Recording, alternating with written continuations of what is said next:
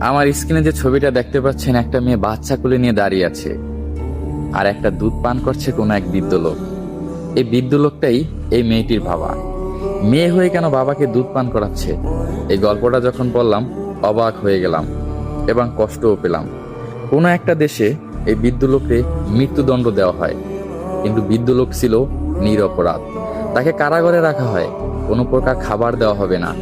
সে না খেতে পেরে ধীরে ধীরে মারা যাবে, এটাই ছিল তার শাস্তি। প্রতিদিন তার মেয়ে তার সাথে দেখা করতে আসতো, কিন্তু ভিতরে কিছুই নিয়ে প্রবেশ করতে পারতো না, এক ফোঁটা পানিও না। বাবা না খেতে পেরে ধীরে ধীরে মৃত্যুর কোলে ঢলে পড়ে। বাবার এই অবস্থা দেখে মেয়ে নিজেকে সামাল দিতে পারল না। বাবা ক্ষুধার যন্ত্রণায় ছটফট ছটফট করে। মেয়ে ভাবলো, আমার বাবাকে এভাবে মরতে দিতে পারি না।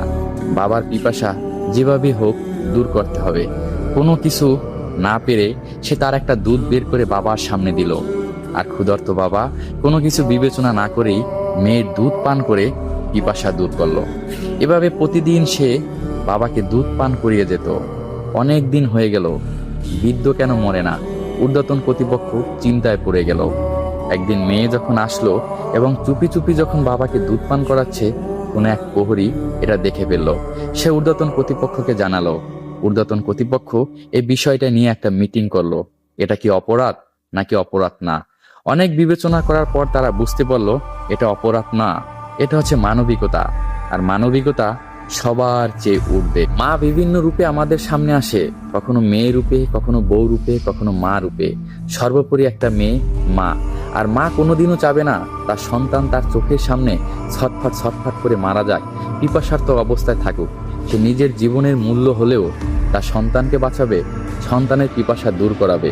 এখানে মেয়েটি যে তার বাবাকে দুধ পান করাচ্ছে, মেয়ে হিসেবে বাবাকে দুধ পান করায় নাই, মা হিসেবে সন্তানকে দুধ পান করে পিপাসা দূর করেছে।